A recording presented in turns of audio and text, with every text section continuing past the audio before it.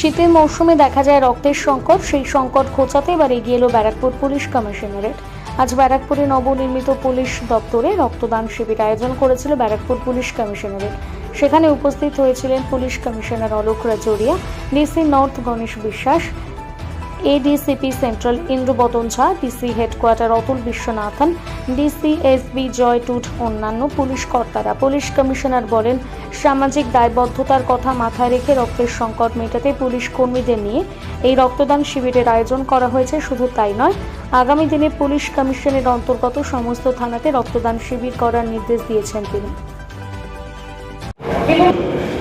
Community policing আমার team, lady sub inspector আনসুয়া, যে RI headquarter team, যে এখানে আজকে ব্লাড ডোনেশন প্রোগ্রাম আয়োজন করা হচ্ছে, তার জন্য তাদেরকে ধন্যবাদ দেব। কিছুক্ষণ আগে থেকেই আমার সঙ্গে রিকোয়েস্ট এসেছিল গত মাসে कि এই শীতকালে এদের ব্লাডের শর্টেজ হয়ে যায়, তুলনামূলক প্রোগ্রামসটা কম হয়, और শীতকালে ডিমান্ড এন্ড সাপ্লাইয়ে ব্লাডে প্রচুর মিসম্যাচ থাকে।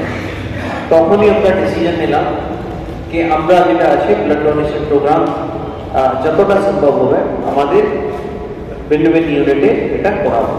আজ আমাদের আমরা হেডকোয়ার্টারে এটা করিয়েছি। এখানে আমাদের সমস্ত পুলিশ কর্মীরাই এখানে ব্লাড রক্তদান করবে। আমি যারা আজকে রক্তদান জন্য উপস্থিত হয়েছে তাদের সকলকেও ধন্যবাদ দেব, সাধুবাদ জানাবো। আপনারা যেটা কাজ করছেন তার কোনো মূল্য নেই। এই রক্ত দিয়ে কারা কি ধরনের পরিষেবা পাবে সেটা আপনারাও জানেন না, বাট এটা যেটা আমরা বলি, whatever you give that comes back to you. আপনার কাছে ওটা সুখই, ওটা ঈশ্বর আল্লাহ যাকে আপনি মানেন ও রিটার্ন করে দেন, এটা আমি বিশেষভাবে মানি। তাহলে যদি আমরা আমাদের ভালো কাজ করি যেভাবে আজকে তার প্রমাণ আপনারা দিয়েছেন, তাহলে that will come back to you.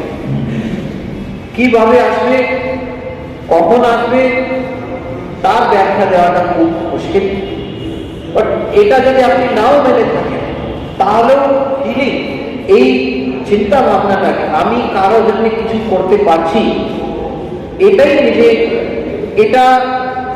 এই ভাবটাই যথেষ্ট আছে রক্তদান করার।